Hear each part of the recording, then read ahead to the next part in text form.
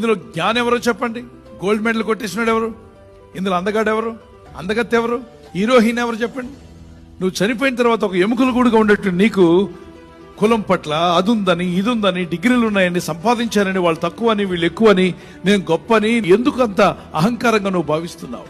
సచ్చిన వాడికి ఏ కులమో లేదో, ఎందుకంత కోపం, ఎందుకంత అసూయ, ఎందుకంత గర్వం, ఎందుకంత వేషధారణ, ఎందుకంత అతిశయం, ఎందుకంత ధనాపేక్ష? చివరికి మిగిలేది ఇదే కదా. ఈ గూట్లో ఉన్నదే ఆత్మ, వెళ్ళిపోతుంది. అందువల్ల నేను ముందు చూపు కలిగి ఉన్నవాడు ధన్యుడు, ధన్యురాలు అవుతారు.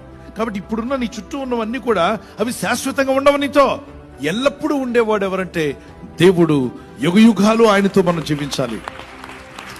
అందువల్లనే మనము దేవునికి లోబడ్డం చాలా అవసరం.